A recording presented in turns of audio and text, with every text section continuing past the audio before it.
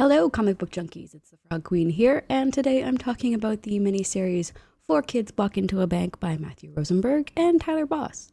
This 5-part miniseries was serialized by the Great Black Mask Studios, of which I've pretty much only ever said good things, so let me just dive right into it.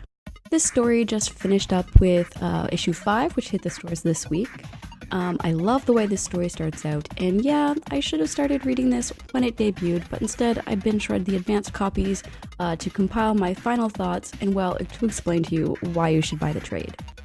So, one of the reasons I love talking about books that have already been released, I feel I can properly critique with examples and show little spoilers without being too much of a horrible person. It gives me an opportunity to explain how I feel about the plot, which you can't do with examples when writing an advanced review. So, anyway, the plot follows our 4 kids who have the typical troubles of relating to each other, getting along, but mostly they just have each other's back. They are friends, but they bicker like children sometimes do. They play D&D, arcade games, and typical kid stuff. Typical 1980s kid stuff. You get the impression that it's the 80s or something. There's no cell phones. The computers look like, well, they look like my Commodore 64 from back in the day. It's when everyone is about to go out for ice cream that 4 seedy characters come into the house, and one of them cracks our main character, Paige, right in the face. Punched a little girl in the face. Paige's father immediately brings out a gun, and the criminals leave without any explanation. From here on in, Paige leads her friends to find out why the criminals walked into her house and what connection they have to her father. So I'm not going to summarize all the stuff that happens between issue 1 and 5, but I will say that this series hits all the beats. Now, of course, I binge-read the story, so perhaps the pace is going to be obscured from the experience of reading an issue per month. And after all these events, we finally hit the all is lost moment, which is perfect.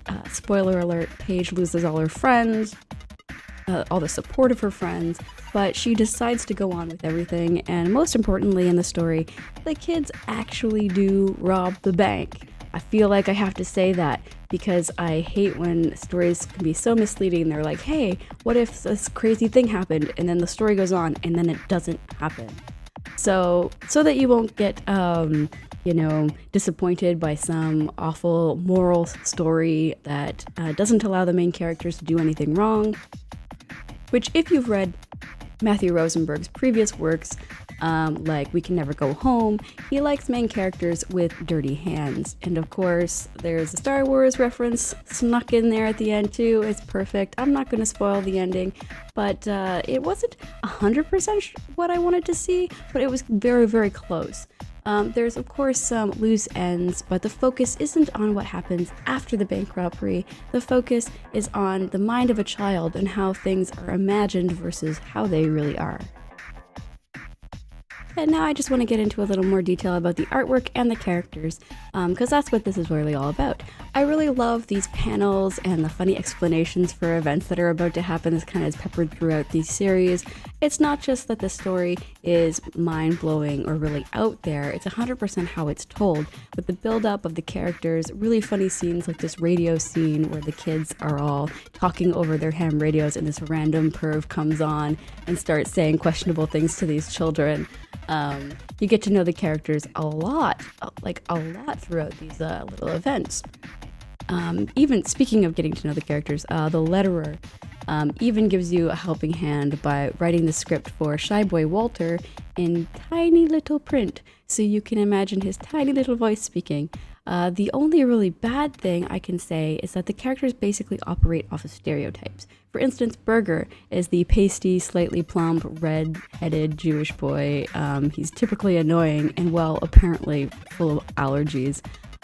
Building characters off of stereotypes isn't necessarily a bad thing if the characters are well written, and luckily Burger is a really strong character.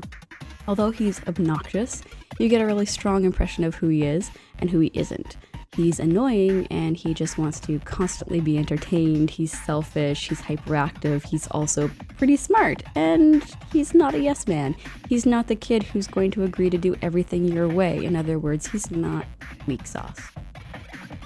We don't get to know Walter or Stretch very well, but of course Paige is our main character. She's sassy, bold, quick to speak her mind, and basically the opposite of how most girls are raised. She doesn't have any female friends, so you do get the impression that she's kind of a tomboy, but considering I hate that term, I'm just gonna say she's one kick-ass girl who stands up to bullies and she can really throw a punch. Oh, and getting back to art. So there's an art style change for each of the fantasy scenes that the kids imagine. Each issue brings its own little special take on it, with my favorite probably being the actual bank heist planning. Paige is using all these toys to plot out the bank, and Berger complains because he wants to be the Transformer character and he gets downgraded to the rock with painted face for complaining. It's pretty clear from the series that illustrator Tyler Boss is super flexible, which is really awesome to see. You should definitely check out his website, tylerboss.com, to see his other work.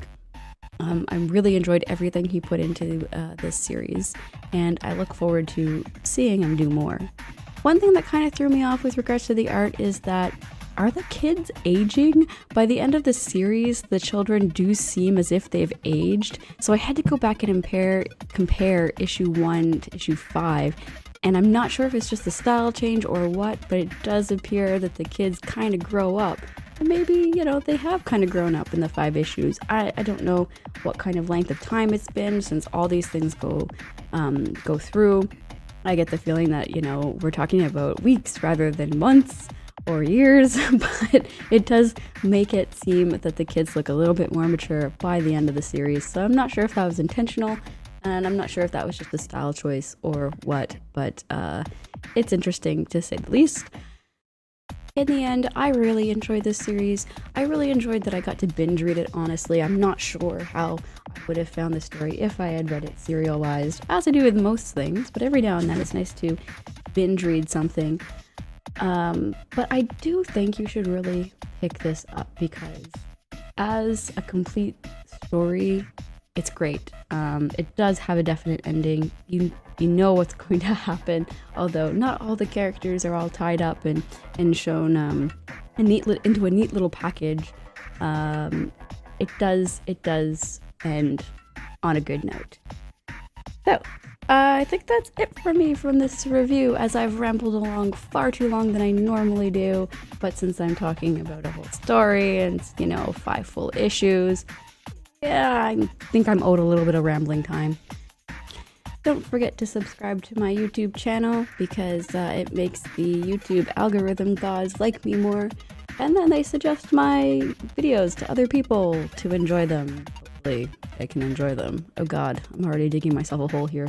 And give me a thumbs up, that also helps too. Yeah, until next time, read something good. And talk about it in the comments, I like that too. Alright, bye.